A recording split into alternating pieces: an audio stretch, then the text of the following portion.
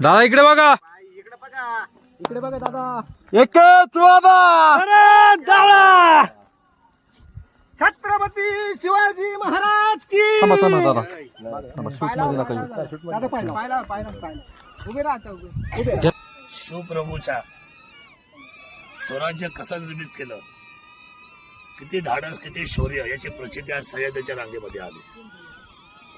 निधड्या कड्यावर या सह्याद्री रांगेला पायाने आणि हाताने वाट करून वरती जायचंय आणि दोरीच्या साह्याने पुन्हा खाली उतरायचंय. आज आपण सेफ्टी पद्धतीने तरी ट्रॅकिंग करतोय, पण या मावळ्यांनी मात्र आपल्या जीवाची बाजी लावली.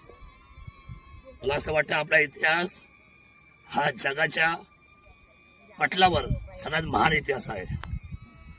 माझ्या आयुष्यामध्ये मी पहिल्यांदा 1500 फूट खोल आणि 600 फूट रुंद अशा व्हॅलीला मी ट्रॅक केलेला आहे. कदाचित मी या भारताचा किंवा या राज्याचा पहिला आमदार असावा. पण हे सगळं होत असताना आज मात्र माझं जास्त आयुष्य वाढलं.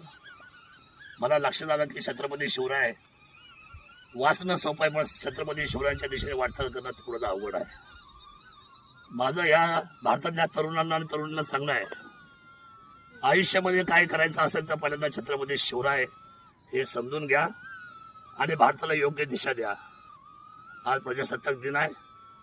या दिनाला अनेक शौर्यवीरांनी, अनेक स्वातंत्र्यवीरांनी आपल्या आयुष्याची आहुती दिलेली आहे आणि मग त्यांचं बलिदान वाया जाऊ नये हे असं सगळ्यांना वाटत असेल तर व्यसनापासून दूर राहा.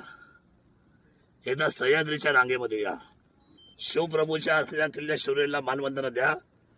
भारताचं पाऊल प्रगतीचं राहील. आज इकॉनॉमिकल 5 नंबर असलेला देश एक नंबर द्यायचा असेल आणि स्वराज्याचं जर सुराज्य करायचं असेल तर सर्व तरुण आणि तरुणींनी एकजुटीने एकत्र पाऊल टाकलं पाहिजे. हा भारताचा प्रजासत्ताक आणि भारताचा तिरंगा जगात उंच फडकल्याशिवाय राहणार नाही असा विश्वास मला आजच्या ट्रॅकिंगच्या निमित्ताने द्यायचा आहे.